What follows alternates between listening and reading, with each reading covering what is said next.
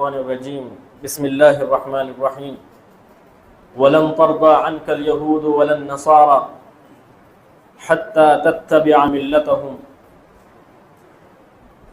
محترم حاضرین جمعہ، بزرگان دین، نوجوان دینی ساتھیوں اور عزیز بچوں، پیاری ماں و بہنوں، ہمارا دین اسلام ایسا مذہب ہے جسے دوسرے مذاہب سے سیکھنے یا کچھ لینے کی ضرورت نہیں ہے، بلکہ یہ اکیلا دین ہے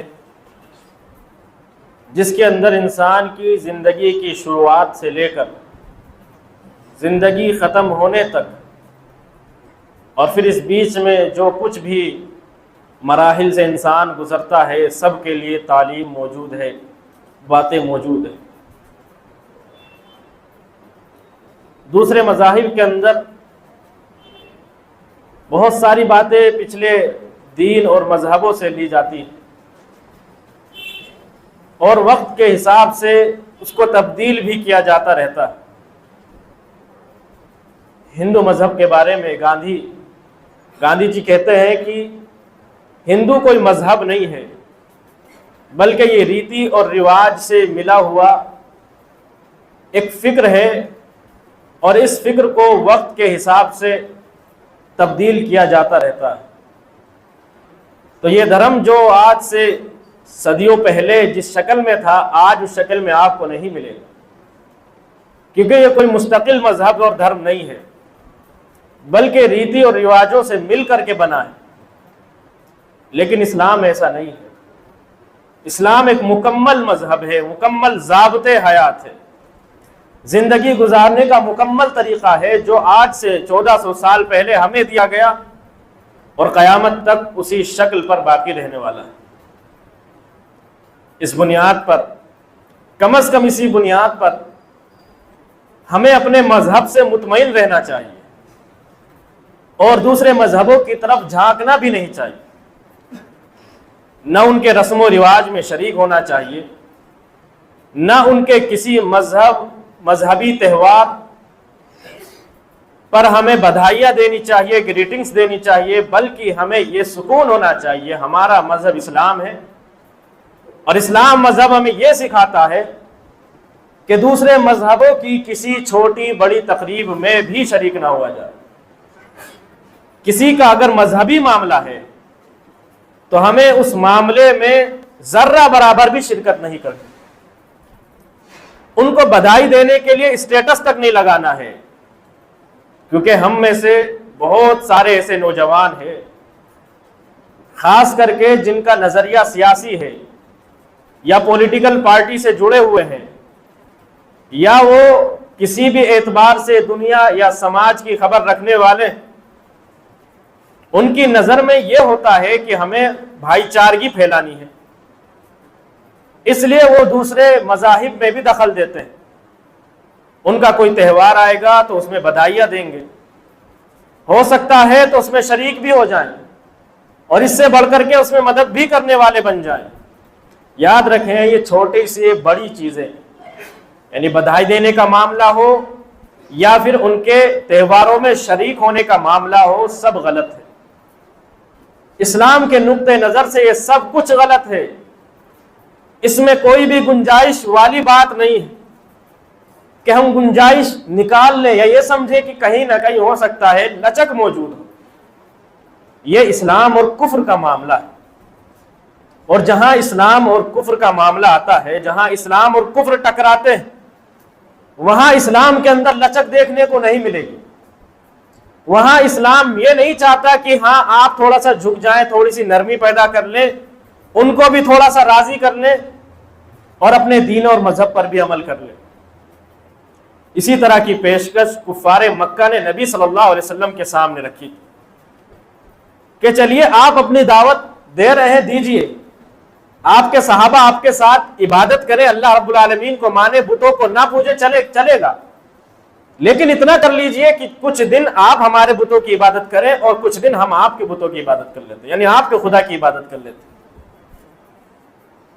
اسی موقع سے اللہ رب العالمین نے قرآن مجید کی یہ بے باک صورت نازل فرمائی، قل یا ایھا الکافرون، کہ نبی صلی اللہ علیہ وسلم اعلان کر دے، کہہ دے، یا ایھا الکافرون، کہ اے کافرو، لا اعبد ما تعبدون، میں ان کی عبادت نہیں کر سکتا، ان کی پوجا نہیں کر سکتا جن کی عبادت اور پوجا تم کرتے ہو، یعنی تمہارے مذہب کو میں نہیں مان سکتا، ولا انتم عابدون ما اعبد، اور نہ ہی تم میرے مذہب کو ماننے والے ہو، یعنی نہ تم میرے رب کی عبادت کر پاؤ گے۔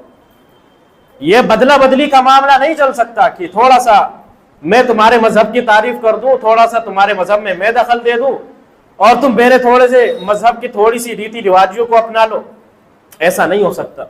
ولا انا عابد ما عبدتم لکم دینکم ولی دین، تمہارے لیے تمہارا دین مبارک اور ہمارے لیے ہمارا دین مبارک۔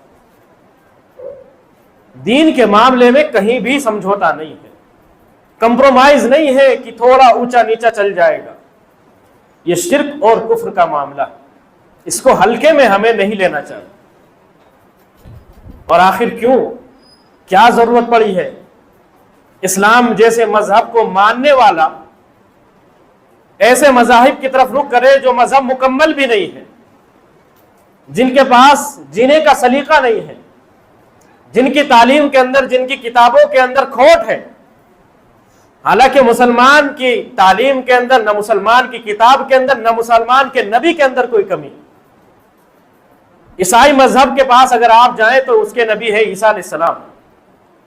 اگر وہ مذہب اپنے نبی سے یہ سیکھنا چاہے کہ میاں بیوی کے ساتھ کیسے رہا جاتا ہے، بچوں کی تربیت کیسے کی جاتی ہے، وہ نہیں سکھا سکتے۔ عیسیٰ علیہ السلام کی شادی ہی نہیں ہوئی تھی، وہ اپنے نبی کا حوالہ دے کر کے کیسے سکھا سکتا ہے کہ ایک نبی اپنی بیوی کے ساتھ ایسے سلوک سے رہتے تھے، اپنے بچوں کی ایسے تربیت کر کے گئے ہیں عیسائی، اور اس بنیاد پر عیسائیوں کو تربیت اپنے بچوں کی کرنی چاہیے یا اپنی بیویوں کے ساتھ سلوک کرنا چاہیے۔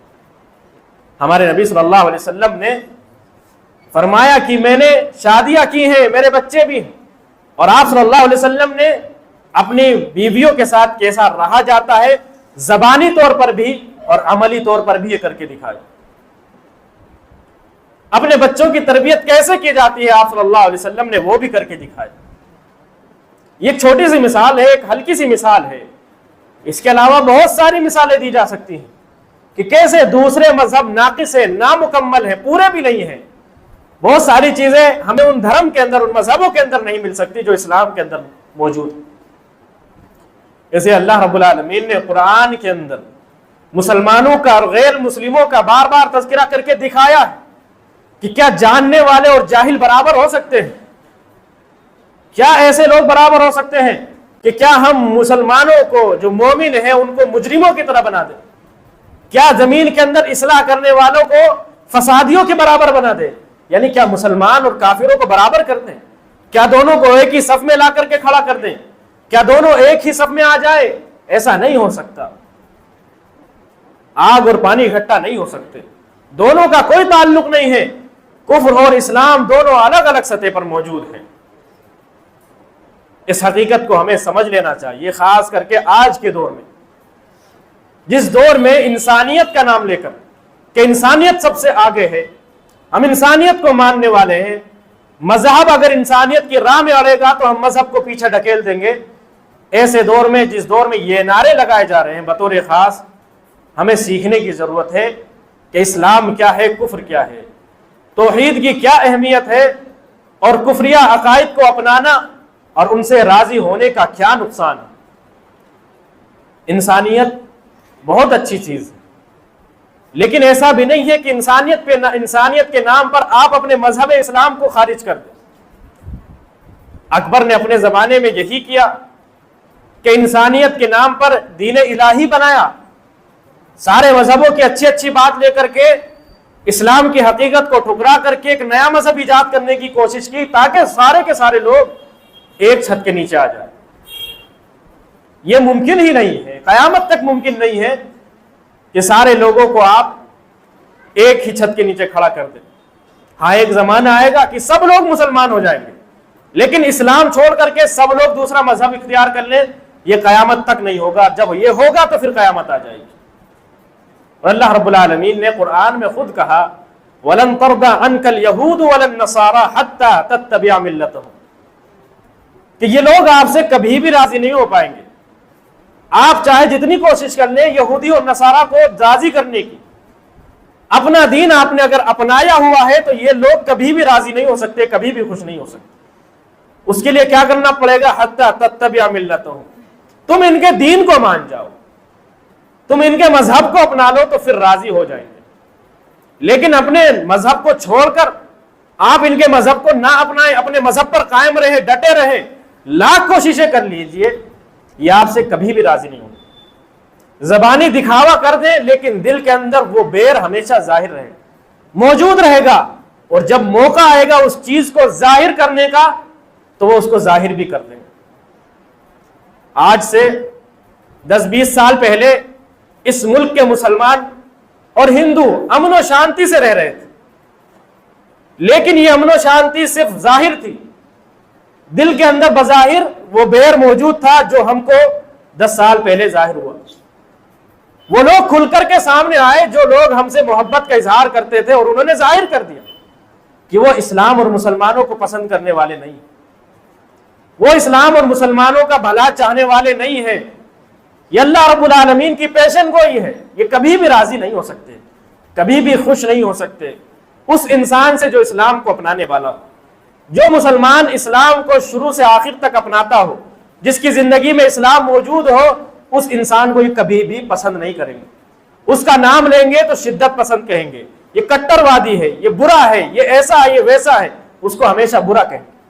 ہاں جو ان کے ساتھ ساتھ چلے، ان کے تہواروں میں جائے، ان کی مذہبی تقریبوں میں جائے، ان کی ہاں میں ہاں ملائے، وہ مسلمان اچھا ہے، یہ مسلمان امن و شانتی والا ہے، ایسے مسلمان ان کو چاہیے. لیکن اللہ کو ایسے مسلمان نہیں چاہیے، اللہ کو ایسے مومن نہیں چاہیے. اللہ کو جو مطلوب ہے وہ یہ مومن چاہیے کہ جو کہہ سکے قُلْ يَا أَيُّهَا الْكَافِرُونَ لَا أَعْبُدُ مَا تَعْبُدُونَ کہ کافروں سن لو، میں وہ ان چیزوں کی عبادت نہیں کر سکتا، ان چیزوں کو نہیں مان سکتا جن کو تم مانتے. لکم دینکم ولی دین، تمہارا دین تمہارے لیے، میرا دین میرے لیے.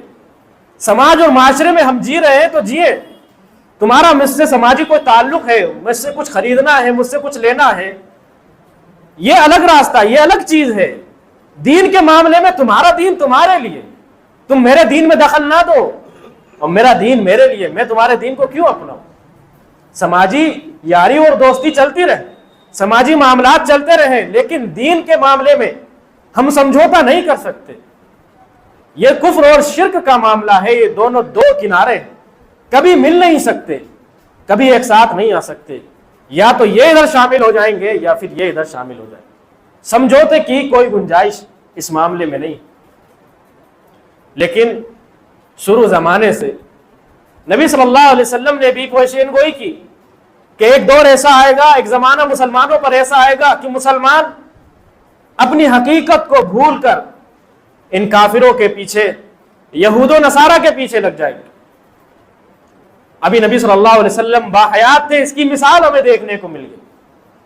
نبی صلی اللہ علیہ وسلم نے ایک جنگ کے موقع سے جب جنگ فتح کی، مسلمانوں کا گزر اس علاقے سے ہوا، وہاں پر ایک درخت موجود تھا، ایک پیڑ موجود تھا جس کو ذات و انوات کہا جاتا تھا. اس پیڑ پر مشرک اور کافر اپنی تلواریں لٹکایا کرتے تھے، اپنے جنگی سامان لٹکاتے تھے، برکت لینے کے لیے کہ آگے اگر جنگ ہوئی تو ہم جیت جائیں اور ہماری مدد کی جائے. جب اس پیڑ سے مسلمانوں کا گزر ہوا تو بعض مسلمان جو ابھی اسلام میں کچے تھے، فتح مکہ کا موقع قریب تھا، جلد ہی مسلمان ہوئے تھے، تو کہنے لگے اجعل لنا ذات انوات کما لہم ذات انوات کہ اللہ کے نبی صلی اللہ علیہ وسلم ہمارے لیے بھی ایک ایسا پیڑ بنوا دیجیے، یا کوئی ایک ایسی چیز بنا دیجیے جیسے کہ مشرکوں کے پاس ہے، اپنے ہتھیاروں کو لٹکاتے ہیں برکتیں لینے کی وجہ سے. اللہ کے نبی صلی اللہ علیہ وسلم نے کہا سبحان اللہ، تعجب کیا کہ اللہ اکبر، تم تو بالکل ویسی بات کہہ رہے ہو جیسے کہ بنو اسرائیل نے موسیٰ علیہ السلام سے کہی تھی. جب وہ ایک مشرک قوموں کے پاس سے گزرے، مشرک قوم کے پاس سے گزرے، معبودوں کی پوجا کر رہے تھے، تو بنو اسرائیل کہنے لگے اجعل لنا الہا کما لہم آلہہ کہ موسیٰ ہمارے لیے بھی ایک ایسا رب بنا دو ایک ایسا معبود بنا دو، ایک ایسا خدا بنا دو جیسے ان کا ایک خدا۔ اللہ کے نبی صلی اللہ علیہ وسلم نے فرمایا کہ یہ کیسے ممکن ہو سکتا ہے؟ یہ ممکن نہیں ہے، لیکن قیامت سے پہلے ایسا موقع آئے گا لَتَتَّبِعُنَّ سُنَنَ مَنْ كَانَ قَبْلَكُمْ، کہ تم اپنے سے پہلے والے لوگوں کی، یہود و نصارہ کی پیروی کرو گے، ان کے پیچھے چلو گے، ان کی باتوں کو مانو گے، جیسا ان کا لب و لہجہ ہے اس کو اپناؤ گے۔ جس طرح سے ایک جوڑی چپل ایک دوسرے کے بالکل برابر ہوا کرتے ہیں، اس کے لمبائی اور چوڑائی میں فرق نہیں ہوتا، بالکل اس طرح سے اللہ کے نبی صلی اللہ علیہ وسلم نے مثال دی، اس طرح سے تم ان کی پیروی کرو۔ اور دیکھنے میں تو یہی آتا ہے، ہمارا لباس، ہماری ہیئت، ہمارا چہرہ مورا، ہمارے بولنے کا لب و لہجہ، ہم کوشش بھی یہی کرتے ہیں کہ ان کی طرح ہم بولیں، ان کی طرح ہمارا لباس ہو، ان کی طرح ہم دیکھنے لگ جائیں، ان کی طرح ہمارا چہرہ مورا ہو، اور بہت ساری ایسی باتیں، یہاں تک کہ ان کے مذہب کے اندر بھی ہم کوشش کرتے ہیں کہ ان کی طرح ہماری بھی مذہبی شناخت۔ مسلمانوں کے بہت سارے ایسے عمل ہیں جو آج کے زمانے میں رائج مسلمانوں نے کر لیے، جو دوسری قوموں سے لیے گئے۔ بہت سارے مذاہبی تہوار مسلمانوں نے جو بنا لیے اپنی طرف سے، ایسے ہیں جو دوسری قوموں کی نقل کر کے کیے گئے، حالانکہ مسلمانوں کے لیے جائز اور درست بالکل بھی نہیں کہ دوسری قوموں کی نقل میں ان کی پیروی کے اندر کوئی بھی عمل کرے، کوئی بھی عمل کرے۔ اللہ کے نبی صلی اللہ علیہ وسلم نے اسے سختی سے منع فرمایا، بالکل منع فرمایا ہے۔ اللہ کے نبی صلی اللہ علیہ وسلم نے نماز کے بارے میں ارشاد فرمایا، صلوا فی نعالکم فإن اليہود والنصارى لا يصلون فی نعالہم ولا خفافہم، کہ تم اپنے چپلوں میں یا اپنے جوتوں میں نماز پڑھا کرو۔ یعنی اگر کوئی ایسی جگہ موجود ہے جیسے کہ آپ جنگل میں ہیں یا قبرستانوں میں نماز جنازہ ہو جاتی ہے، قبرستان سے پہلے سڑکوں پر نماز جنازہ ہو جاتی ہے، تو ایسی صورت میں آپ کوشش کریں کہ چپلوں میں ہی نماز پڑھ لیں۔ اللہ کے نبی کا حکم ہے، صلو، اپنے چپل اور جوتے میں ہی نماز پڑھو، کیونکہ یہودی اور نصارہ یہ ایسا نہیں کرتے، وہ اپنے چپل اور جوتے اور موزوں میں نماز پڑھنا پسند نہیں کرتے۔ اللہ کے نبی نے کہا تم ان کی مخالفت کرو، ان کے خلاف جاؤ، اپنے جوتے اور چپلوں میں نماز پڑھو۔ لیکن لا علمی کی وجہ سے آج اگر ہم یہ عمل کرنے لگ جائے تو بہت سارے مسلمان کو ناگوار گزرے، ہو سکتا ہے آپ کو برا بھلا بھی کہہ دے کہ نماز کو چپل میں کیسے پڑھا جا سکتا ہے۔ حالانکہ نبی صلی اللہ علیہ وسلم نے یہ عمل کیا ہے، اس کا حکم دیا ہے، صحابہ نے بھی یہ عمل کیا ہے۔ اللہ کے نبی ایک وقت نماز پڑھا رہے تھے اور آپ صلی اللہ علیہ وسلم جوتے اور چپل میں موجود تھے۔ اچانک آپ صلی اللہ علیہ وسلم نے اپنے وہ جوتے اتار دیے، نماز ہی کے دوران اتار دیے۔ صحابہ کرام نے جب یہ محسوس کیا کہ اللہ کے نبی نماز پڑھاتے ہوئے اپنے جوتے اتار چکے تو صحابہ نے بھی اتار دیے، یعنی اللہ کے نبی اور صحابہ سب نے جوتے پہن کر نماز پڑھی۔ اور اتار دینے کا مطلب یہ تھا، اللہ کے نبی صلی اللہ علیہ وسلم نے جب سلام پھیر کر کے دیکھا صحابہ نے اپنے جوتے اتار دیے تو پوچھا کہ تم نے اپنے جوتے کیوں اتارے؟ میرے پاس تو جبرائیل آئے تھے، انہوں نے کہا تھا نبی صلی اللہ علیہ وسلم آپ کے جوتے میں تھوڑی سی گندگی لگی ہوئی ہے، جوتے اتار دیجئے۔ تو اللہ کے نبی نے جوتے اتار دیا۔ اللہ کے نبی نے صحابہ سے پوچھا تم نے کیوں اتارے؟ میرے پاس تو وجہ تھی کہ میرے جوتوں میں گندگی تھی، تم نے کیوں اتار دی؟ یعنی اللہ کے نبی نے ایک طور سے سختی کے ساتھ کہا نہیں اتارنے چاہیے تھے۔ اور پھر آپ نے کہا کہ جب تم میں سے کوئی نماز پڑھنے کے لیے آئے تو دیکھ لے اس کے جوتے چپل میں کوئی گندگی تو نہیں لگی، اگر گندگی لگی ہے تو اسے صاف کر لے، چاہے رگڑ کر کے زمین پہ رگڑ کر کے ہی صاف کر لے، لیکن صاف کر لے، پھر اپنے جوتے میں نماز پڑھے۔ یہ نہیں کہا کہ جوتے اتار کے نماز پڑھے، آج سے جوتے اتار کے نماز پڑھی جائے گی۔ آپ نے اس عمل پر برقرار رکھا اور ادب سکھایا کہ گندگی کو صاف کر لیا جائے، اگر شک اور شبہ موجود ہے، جب یقین ہو جائے کہ اب جوتے چپل میں کوئی گندگی نہیں لگی ہے تو اس کے بعد جوتے چپل ہی میں اس کو پہن کر کے ہی نماز پڑھ لی جائے۔ اسی طرح نماز میں ہم سورج طلوع ہوتے وقت اور سورج غروب ہوتے وقت نماز نہیں پڑھتے۔ اس کی کیا وجہ ہے؟ اللہ کے نبی صلی اللہ علیہ وسلم نے جو وجوہات بیان کی، حدیث میں ایک وجہ یہ بھی ہے کہ یہ مشرکوں کی عبادت کرنے کا وقت ہے، اور جس وقت مشرک عبادت کر رہے ہیں ہمیں اس وقت عبادت نہیں کرنی۔ اس کے علاوہ نبی صلی اللہ علیہ وسلم نے روزے کے معاملے میں ابھی ہم گزرے ہیں، نبی صلی اللہ علیہ وسلم نے فرمایا کہ اگر اگلا سال آیا تو میں 9 محرم کا روزہ بھی رکھوں گا، لَأَصُومَنَّ التَّاسِعَ، 10 محرم کا روزہ اصل تھا، کہ صرف اگر کوئی شخص 10 محرم کا روزہ رکھتا ہے تو اس کو 1 سال کے گناہ معاف ہونے والا ثواب مل جائے گا، لیکن 9 محرم کا روزہ اللہ کے نبی نے ہمیں رکھنے کا حکم دیا، وہ ان لوگوں کی مخالفت میں، یہودیوں کی مخالفت میں، کہ ہمارا مذہب ان کا مذہب ایک ساتھ نہیں چل سکتا، مسلمان ان سے آگے ہی رہنے والا ہے، مسلمان دین کے معاملے میں ان سے الگ رہنے والا ہے، ممتاز رہنے والا ہے، ان کے ساتھ نہیں چل سکتا۔ اس لیے اللہ کے نبی نے کہا کہ اگلا سال آیا تو ہم اگر زندہ رہے، میری زندگی رہی تو 1 روزہ اور رکھوں گا تاکہ یہودیوں کی مخالفت ہو جائے، یہودیوں کے جیسا عمل ہمارا نہ ہو۔ اذان کا معاملہ آیا تو مسلمانوں نے صحابہ کرام سے مشورہ لیا، اللہ کے نبی نے مدینہ کے اندر جب مسجد نبوی بنائی گئی تو اذان کے لیے لوگوں کو کس طرح سے بلایا جائے، جب نماز کا وقت ہو جائے تو لوگوں کو اکٹھا کس طرح سے کیا جائے، سب نے الگ الگ طریقے سے مشورے دیے۔ کہا کہ مجوسی لوگوں کو اکٹھا کرنے کے لیے، عبادت کے لیے آگ جلاتے ہیں، یہودی کچھ بجاتے ہیں، منہ سے کچھ بجاتے ہیں جس کو سن کر کے سب آتے ہیں۔ اللہ کے نبی نے سب کچھ ٹھکرا دیا، سب کچھ منع کر دیا، یہ ہمارا شعار نہیں ہو سکتا، ہم دوسری قوم سے، دوسرے مذہب سے کچھ چیز نہیں لے سکتے، ہمارا مذہب بالکل الگ ہے، اس کی خود الگ اپنی پہچان ہونی چاہیے۔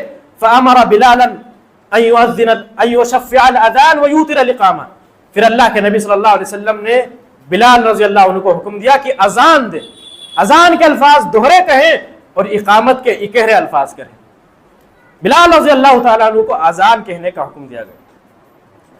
حاضرین، یہ مذاہب کے تعلق سے، مذہب اسلام کے تعلق سے ہمیں بالکل شک و شبہ میں مبتلا نہیں ہونا چاہیے۔ ہمارا مذہب کوئی گرا پڑا مذہب نہیں ہے، ہمارا مذہب کوئی کمتر نہیں ہے کہ ہم دوسرے مذاہب کی طرف جھانکنے لگے، ان کی طرف جانے لگے، یا ان سے محبت دکھانے لگے، ان سے ہمدردگی ظاہر کرنے لگے۔ آج کے وقت میں مسلمان اپنے آپ کو دیش بھکت ظاہر کرنے کے لیے، اپنے آپ کو وطن پرست اور وطن سے محبت ظاہر کرنے کے لیے اپنے مذہب کو چھوڑنے کو تیار۔ ایسے موقعوں سے جہاں ان کے تہوار ہوتے ہیں، ہم دیکھتے ہیں اسٹیٹس پر لگا ہوتا ہے ہیپی دیوالی، ہیپی کرسمس وغیرہ وغیرہ، یہ جائز نہیں ہے، یہ حرام ہے۔ آپ کسی کے مذہب سے خوش نہیں ہو سکتے، ان کے مذہب سے راضی ہونا مطلب آپ نے ان کے مذہب کو صحیح مان لیا۔ اگر آپ ان کے کسی مذہبی تہوار کی مبارکباد دے رہے ہیں تو آپ یہ مان رہے ہیں کہ ان کا مذہب صحیح ہے، ان کا یہ عمل صحیح ہے، اور ان کے عمل کیسے؟ اللہ رب العالمین کے ساتھ شرک کرنا۔ عیسائیوں کا عمل یہ ہے، ان کا عقیدہ یہ ہے کہ اللہ رب العالمین کی شادی ہوئی اور ان سے بیٹا ہوا عیسیٰ علیہ السلام۔ ہیپی کرسمس کہنے کا مطلب یہ ہے کہ آپ قبول کر رہے ہیں کہ اللہ رب العالمین کی اولاد ہے، نعوذ باللہ من ذلک۔ اور پھر ان کے تہوار کے اندر ان کی مدد کرنا، شریک ہونا ان کے اندر، وہ بلائے تو ان کی محفلوں کی شان بڑھانا، ان کی تعداد بڑھانا، یہ بھی غلط ہے، یہ بھی حرام ہے۔ ان کے مذہب کو قبول کرنا ہے۔ کئی ایک مسلمان مختلف ملک کے مختلف علاقوں میں کوئی ان لوگوں کے گزرنے والوں پر پھول برسا رہا ہے، کوئی شربت اور پانی پلا رہا ہے، یعنی ان کے تہواروں میں شربت اور پانی پلا رہا ہے، کوئی ان کے مندروں کی حفاظت کر رہا ہے، کوئی ان کی مذہبی جگہوں کی رکھوالی کر رہا ہے، ان کی پاٹ پوجا کر رہا ہے، کوئی ملا نہیں ہے تو مسلمان خود اکیلا اس مندر اور مسجد کی، اس مندر کی اور ان کے مذہبی تہواروں کی حفاظت کرنے پہ لگا ہوا۔ یہ شرک کے اڈے ہیں، ان کو تو اکھاڑنے کا ہمیں حکم ملا ہے۔ اللہ کے نبی صلی اللہ علیہ وسلم نے جب مکہ فتح کیا تو مکہ کے علاقوں میں بھیج دیا، سب کو، سب صحابہ کرام کو پھیلا دیا، جہاں پر شرک کا نشان ملے اس کو مٹا دے۔ اور ہم ان نشانوں کو اور ابھار رہے ہیں، ہم کم از کم ان کی مخالفت نہیں کر سکتے تو ان کے ان محفلوں میں شریک بھی ہمیں نہیں ہونا چاہیے، اتنا تو کر سکتے، کوئی ہم کو مجبور تو نہیں کیا جا رہا ہے۔ ان لوگوں کو راضی کرنے کے لیے، ان لوگوں کو خوش کرنے کے لیے ہم اپنے مذہب سے سمجھوتا نہیں کر سکتے۔ یہ دنیا کی زندگی چند روزہ زندگی ہے، دنیاوی معاملہ چند روزہ معاملہ ہے، اس کے بعد آخرت کی زندگی ہے۔ اگر ہم نے ان کے شرکیہ اعمال کو قبول کر لیا تو ہماری آخرت برباد ہو جائے گی، اور دنیا ملے یا نہ ملے اس کی کوئی گارنٹی نہیں۔ دنیا مل جائے، یہ لوگ راضی ہو جائیں، اس کی کوئی گارنٹی نہیں، بلکہ گارنٹی اس بات کی ہے کہ یہ لوگ کبھی بھی راضی نہیں ہو سکتے۔ ولن ترضى، یہ کبھی راضی نہیں ہوں گے جب تک کہ ان کے مذہب کو مان نہ لیا جائے، جب تک کہ ان کے اندر ہم سے راضی ہونے والی کوئی صفت نہیں ہو سکتی۔ اور بھائی چارگی کے لیے اپنے آپ کو قربان نہ کرے، اپنے مذہب کو قربان نہ کرے۔ جتنے آپ اس ملک کے حقدار ہیں، جتنا یہ ان کا ملک ہے اتنا آپ کا بھی ملک ہے۔ آپ ایک مسلمان ہونے کے ناطے زندگی گزار سکتے ہیں جیسے وہ اپنے مذہبی بنیاد کے ساتھ، مذہبی پہچان کے ساتھ اس ملک میں جی رہے ہیں۔ اس ملک کا قانون آپ کو بھی اجازت دیتا ہے، پورا حق دیتا ہے کہ آپ اپنی مذہبی شناخت اور پہچان کے ساتھ اس ملک میں زندگی گزاریں۔ اس کے لیے آپ کو اپنا مذہب اتار پھینکنے کی ضرورت نہیں ہے، مذہبی پہچان مٹانے کی ضرورت نہیں ہے، مذہبی حلیہ اور چہرہ مہرہ ختم کرنے کی ضرورت نہیں ہے، اس مذہب کو قربان کرنے کی ضرورت نہیں ہے۔ اسرار جامع ایک شاعر ہے، انہوں نے کہا کہ بھائی چارے کا اب یہ نہ مطلب ہونا چاہیے کہ ہم تو بھائی سمجھے انہیں اور وہ چارہ ہمیں، کہ ہم تو ان کو بھائی سمجھ رہے ہیں لیکن وہ ہم کو چارہ سمجھ کے ہمارا استعمال کر رہے ہیں۔ بھائی چارگی کا یہ مطلب نہیں ہونا چاہیے، لیکن افسوس ہم لوگ اسی مثال کے شکار ہو رہے ہیں، اسی مثال پر ہم فٹ آتے ہیں۔ ہم نے شروع سے ہی رواداری کا اظہار کیا ہے لیکن آج تک اس کا کوئی خاطر خواہ فائدہ نظر نہیں آیا اور نہ ہی آ سکتا ہے۔ تو اس لیے اپنی مذہبی پہچان کو اتار کر کے مت پھینکیے۔ اس طرح سے لوگوں کے تہوار جو دوسرے مذاہب کے تہوار آتے ہیں ان پر اپنے ہیپی کرسمس یا ہیپی دیوالی، ہیپی ہولی وغیرہ کے اسٹیٹس لگانے کی کوئی ضرورت نہیں ہے، اور نہ ہی ان تہواروں میں شریک ہونے کی ضرورت ہے، اور نہ ہی ان سے خوش ہونے کی کوئی ضرورت ہے۔ یہ ہمارے دین کا اور کفر کا معاملہ ہے۔ اگر ہم ایسا کرتے ہیں تو ان کے کفری عمل سے ہم راضی اور خوش ہوتے ہیں۔ اللہ کے نبی صلی اللہ علیہ وسلم نے فرمایا من تشبہ بقوم فہو منہم، جو جس قوم کی طرح بنے گا وہ انہی میں سے ہوگا، انہی کے ساتھ اس کا حشر و نشر کیا جائے گا۔ اللہ رب العالمین سے دعا ہے اللہ رب العالمین ان لعنتوں سے ہم کو محفوظ فرما۔ یا رب العالمین ہمیں دین اسلام کو مکمل طریقے سے اپنانے کی توفیق دے، کفر اور شرک اور توحید کے درمیان فرق پہچاننے کی ہمیں توفیق دے۔ یا رب العالمین ہمیں سچا پکا مومن بنا۔